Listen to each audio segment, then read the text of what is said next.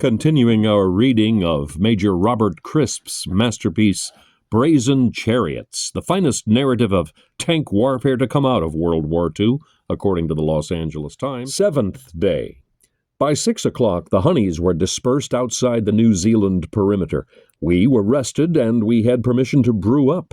My crew had not been used to going without a hot breakfast, and were pretty well organized to get one. They had not yet had to make one of those wild dashes for the tank, leaving the kettle half-boiled and bacon just warming up as the first shell pitched into the sand or the first yell came over the air that panzers were approaching. Leaving a brew half-brewed was one of the most difficult things to do in that campaign. It was a decision often measured carefully against a shattered limb or death. There was no violent interruption this morning, and no breakfast was ever enjoyed more than that fried bacon laid on hard biscuit, followed by hot, strong tea. At 9 o'clock, a 3-tonner came round to each tank and filled it up with high-octane spirit. I thought of my drained dry honey of the previous day and wondered what had happened to it.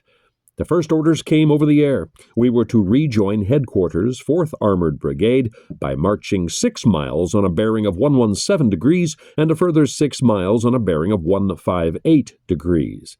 Staff officers had obviously spent a busy night trying to get formations together again after the Holocaust and disintegration of Sidi Rezegh. The 3rd Battalion's paltry 6 honeys, we were still minus A and B squadrons, moved off in an easterly direction. I looked at the map resting on the turret top in front of me, tracing our intended journey past trig points, burrs, and hagfets that had now grown familiar through frequent reference. After half an hour of uneventfulness, we heard that Brigade HQ was on its way from the southwest, and we were to make contact at Bir al-Halizen. There, at noon, we met up once again with Brigadier Gatehouse. From that moment on, I can truthfully say that none of us had more than the vaguest idea where we were from day to day and hour to hour, or what was happening either to our own forces or the enemy's. The campaign swung violently from one end of the desert to the other. One morning we would be southwest of Sidi Rezegh. The next afternoon we would be well east of the point at which we had spent the first night after crossing the wire. That I had actually seen the rooftops of Bardia that second afternoon was an unbelievable dream, part of another unreal existence. There was no such thing as advance and retreat. We roared off to areas of threat or engagement depending on the urgency of the information. We chased mirages and were chased by mirages. Every few hours a landmark or a name would punch our memories with an elusive familiarity, and we would recall a forgotten early incident or a battle fought there days before that was now part of a past so near in time but so distant in event.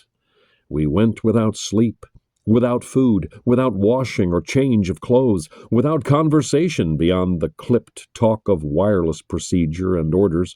In permanent need of everything civilized, we snatched greedily at everything we could find, getting neither enjoyment nor nourishment.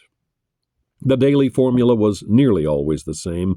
Up at any time between midnight and 4 o'clock, movement out of the laager into battle positions before first light, a biscuit and spoonful of marmalade before the flap of orders and information, the long day of movement and vigil and encounter, death and the fear of death, until darkness put a limit to vision and purpose on both sides.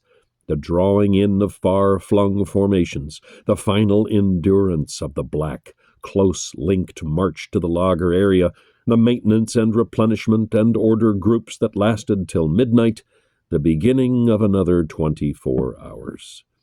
Within this framework the battles were fought, the tanks were knocked out, the crews killed or maimed or fried.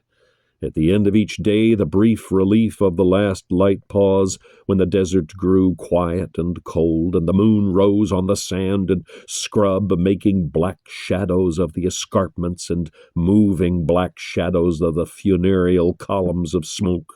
That pause had to be used to contact troop and squadron and regiment till the long lines of honeys and crusaders, like chains of dogs sniffing their introduction and recognition, moved off nose to tail in the night. Deluges of sand and dust, kicked up by the tracks, flooded into turrets, splashing on the inert, shapeless forms of gunner and operator already in a realm of unconsciousness that could never be called sleep, showering on the tank commander, trying by reassuring chatter over the intercom to keep his driver awake. They were nightmare rides, but they had the merit of being without fear and imagined annihilation. There was always the security of the logger at the end of the ride. Most of us allayed the weariness and discomfort of those night marches by tuning into the BBC or that Middle European station which, night after night, played Lily Marlene for the benefit of the Africa Corps and the tear-jerking nostalgia of the Eighth Army. So the night and the snatched sleep and the unwilling dawn. This first day after Sidi Rezegh was to set the pattern of many that followed.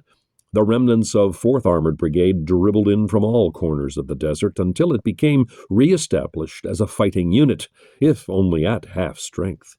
The 3rd Battalion was still minus 2 squadrons, which, we heard, were swanning about somewhere with other organizations.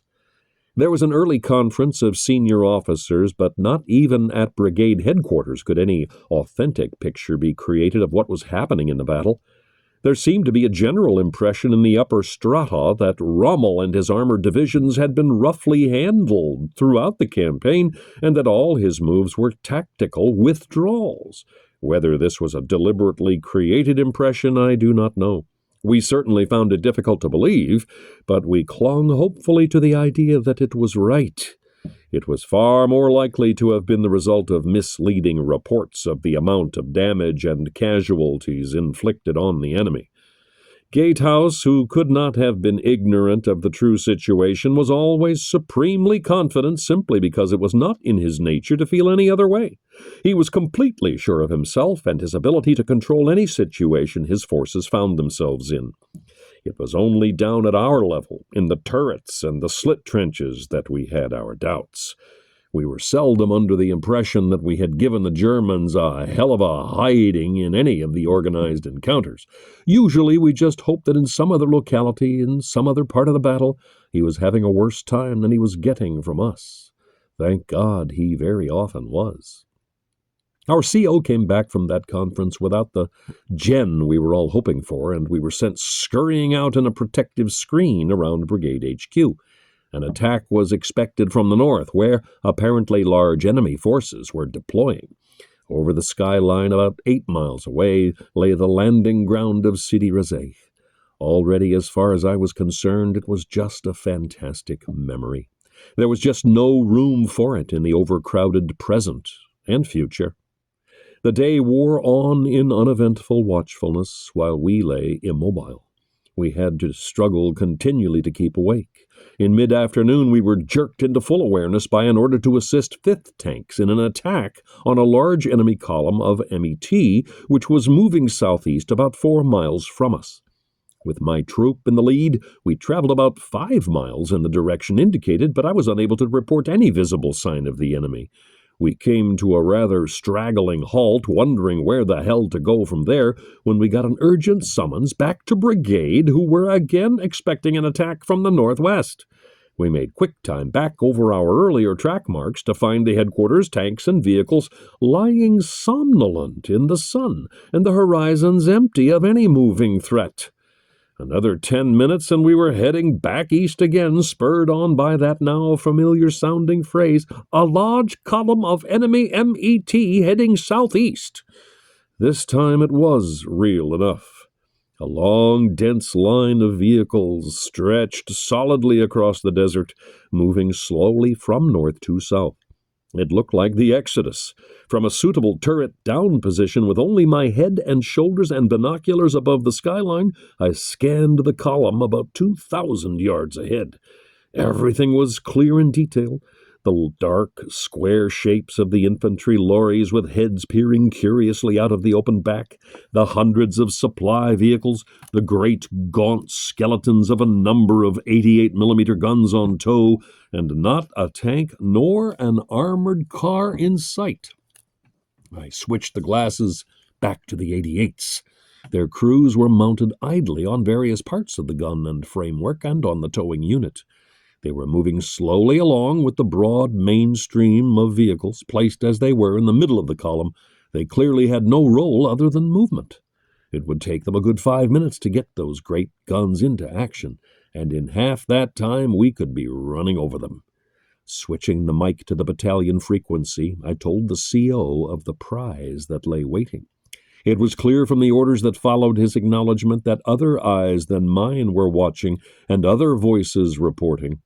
The brigadier had, in fact, just ordered the 3 tank regiments, or what was left of them, to attack in line on a broad front.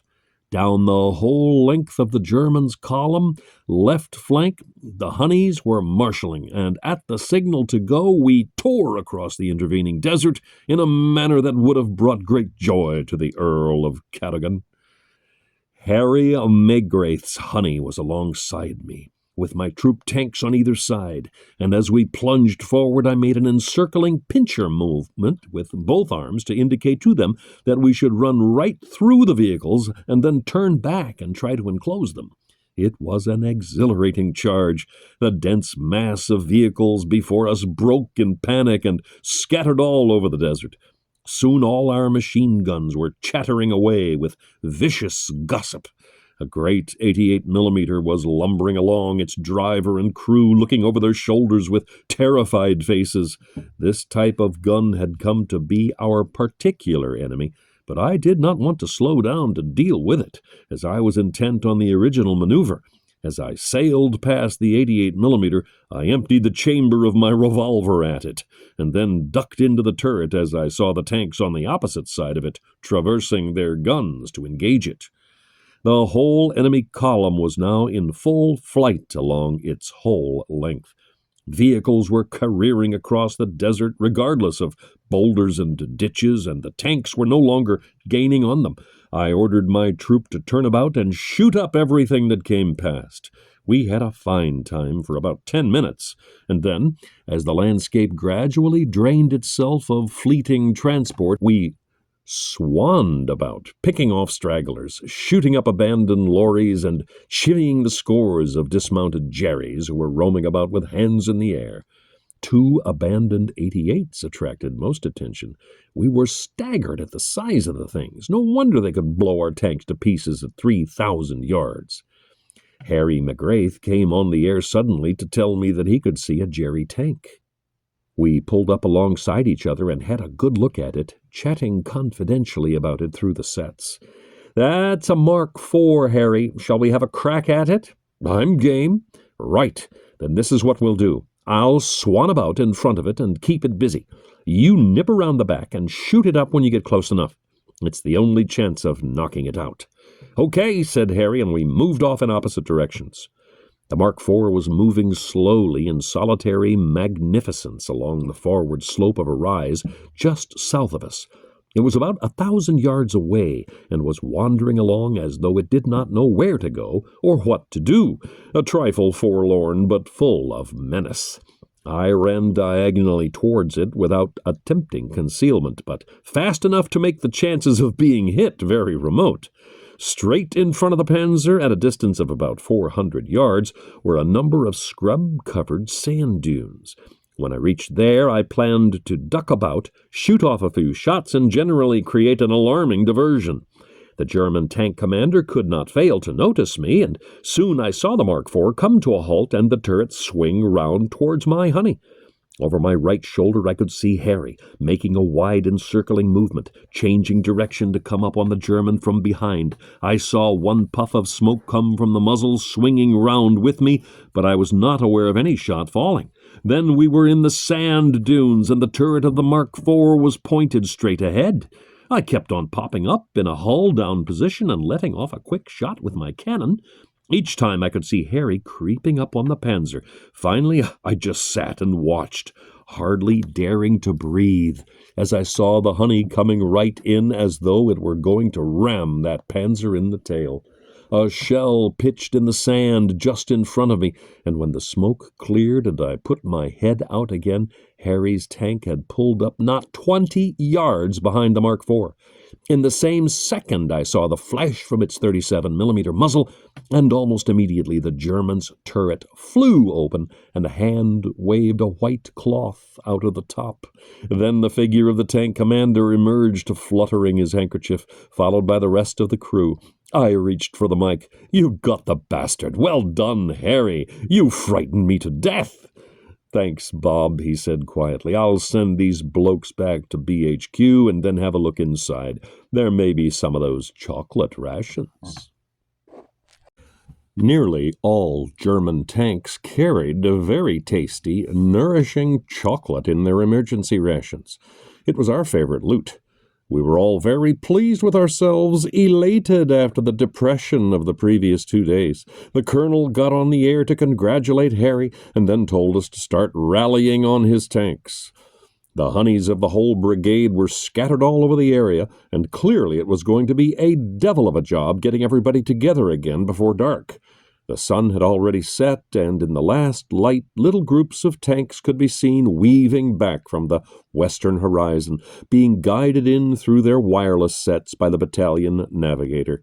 Some of the honeys had been going flat out after the fleeing Germans for nearly an hour, and were recalled from points more than 10 miles from their start line. It was the first time we had found so much MET so unprotected, and we wondered what had happened to the enemy's usually meticulous protective organization on such occasions. We were to find out later that night. Gradually, individual tanks gathered into troops and troops into squadrons, forming up behind the CO's tank in single file, lined up ready on the bearing that was to take us through the blind darkness to our lager area. As we waited in the ghostly desert light for the last strays to come in, 3 lonely figures appeared out of the emptiness and moved towards the columns of tanks. I gave them a shout, and they quickened their pace towards my honey, then, rather to my surprise, raised their arms above their heads. They wore the long, ankle-length dark overcoats which seemed to be general issue to all Axis troops in North Africa, and as they drew near I beckoned to them to climb aboard. This they did with alacrity and settled down on the back of my tank among the bedding rolls and engine warmth, talking quietly among themselves. The column started up and moved off into the night in the customary linked chain, and as I peered out at the top of the turret, my eyes closed to slits against the dust and sand, and I got an unpleasant feeling in the back of my head. Those 3 prisoners might be armed, and if they changed their minds about being put in the bag, they could shoot me in the back, jump off the tank, and get away without anybody being much the wiser. I didn't mind them getting away. Prisoners were always a damn nuisance to tank crews, but I didn't want to be shot in the back of the head. I climbed out of the turret and sat facing them with my legs dangling over the steel edge. I hauled the Tommy gun from its rack and laid it ostentatiously beside me. No sooner had I settled down than one of the prisoners stood up and started to take off his greatcoat, much to my surprise, as the nights were always bitterly cold as soon as the sun left the sky. I was even more astonished when he leaned over and wrapped the overcoat round my bare knees. It seemed to be a spontaneous gesture springing from God knows what sort of impulse, and it made me feel acutely embarrassed. I jumped to the conclusion that there were 3 unfortunate Italians who had probably been waiters or valets in civil life.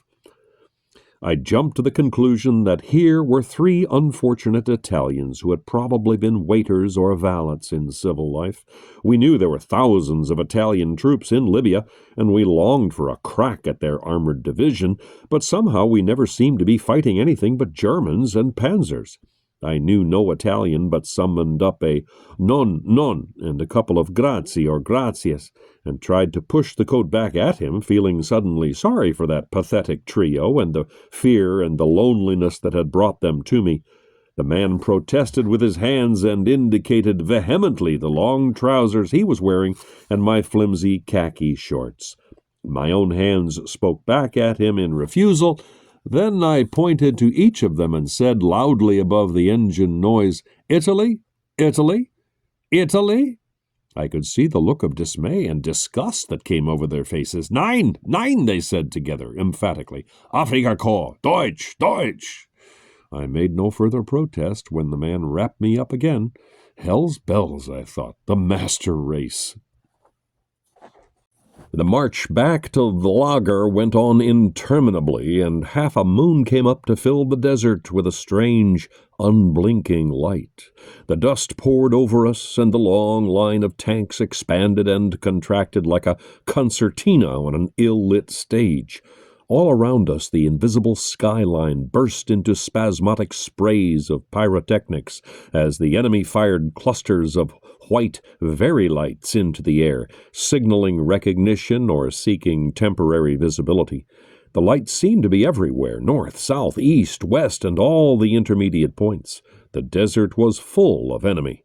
In every honey we were thinking the same thoughts, wondering what the hell was going on, wishing that somebody would tell us sometimes what was happening, switching our sets off the battalion frequency to the nostalgic wavelength of the BBC Home Service, but hearing only a rather biased report of the previous day's happenings in the Sidi Rezegh area, thinking of the elderly men and women sitting in hotel lounges in Knightsbridge and Kensington, solemn and knowledgeable. Late that night, with maintenance done, German chocolate eaten, and the lager area a silent, steel-walled world peopled by shapeless slumberers and the muffled silhouettes of sentries on the turreted ramparts, a summons came to the colonel's tank, where we crawled under a bivvy and, over the spread maps, heard with astonishment of Rommel's dash to the wire. It was an event that was to become the highlight of the Desert War, but to us it seemed as though Rommel had gone clean off his bloody head. We heard of the panic in the headquarters and supply areas and were unpatriotically delighted at the thought of generals and staff officers fleeing for Alexandria or wetting themselves in slit trenches. It was the universal, if unmerited, reaction of the front-line troops at the thought of any form of disaster befalling the immunity of the rear areas. In this case, we reckoned that the top command was making a complete mess of things anyway, and we could do just as well without them. We were also relieved to think that somebody else was getting the pasting, and not us. The CO told us that the Jerry column we had attacked that afternoon was the supply echelon for the tank forces racing up to the wire, and we reflected with grim pleasure on the cursing that would be going on among the German tank crews when their petrol and rations failed to turn up. Our own B echelon, which had somehow managed to arrive with our own supplies, brought with them the most lurid tales of the panic that had struck all the headquarters areas. My friend Alan Moorhead, war correspondent of the Daily Express, was perhaps the one who best captured the atmosphere of that crazy day in his dispatch to his paper. Alan and I had been pre-war colleagues on the Express together with those other great correspondents, Noel Monks and O'Dowd Gallagher.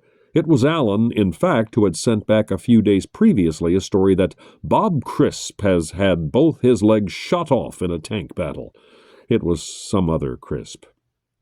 On this particular afternoon, Moorhead was in a party of newspapermen on their way to the battle area, ostensibly to describe a great British victory.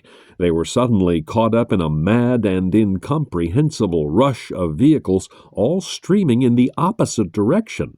All day for 9 hours, wrote Moorhead, we ran. It was the contagion of bewilderment and fear and ignorance. Rumors spread at every halt. No man had orders. Everyone had some theory, and no one any plan behind the... Everyone had some theory, and no one any plan beyond the frantic desire to reach his unit. We were just a few hangers-on of the battle, the ones who were most likely to panic because we had become separated from our officers and had no definite job to do. I came to understand something of the meaning of a panic in this long, nervous drive. It was the unknown we were running away from, the unknown in ourselves and in the enemy. We did not know who was pursuing us, or how many, or how long they would be able to keep up the pursuit, and whether or not they would outstrip us in the end. In ourselves we did not know what to do. Had there been someone in authority to say, "Stand there, do this and that," then half our fears would have vanished. Most of the people in authority around Moorhead and his companions at that time were doing just what he was doing. But back in the battle area, or what had been the battle area, the flap passed us by completely. We followed its course impersonally by the colored arrows and rings on the map, as though watching a blackboard exercise at OCTU, and never for one moment, either on the night when we got the first reports or at any time during the next few days when the crayoned arrows prodded deeper and deeper until they penetrated Egypt, did we have the slightest feeling of uneasiness about the situation in our rear. I do not think it an exaggeration to say that our twin emotions of relief that we were not involved and gratitude for the respite it offered us were the strongest things we felt about Rommel's raid. We just assumed that the German commander had made one hell of a blunder, and in due course would get it in the neck. Contributory to this feeling was the complete air superiority established by the Royal Air Force and the South African Air Force over the desert. It is significant that up to this 8th day I have barely mentioned activity in the air. It was going on all the time, but in the tank units we were not involved beyond the sight of occasional packs of Stukas going over to dive bomb our supply vehicles, though dive bombing was a flattering description of the hurried passes which the Germans made in their anxiety to carry out their orders and get away again. In my own mind, I had not the slightest doubt that the Afrika Korps and its 2 panzer divisions had won the first major encounter at Sidi Rezeg, and that if they had stayed in command of that decisive area, they could have fought the Eighth Army to a standstill.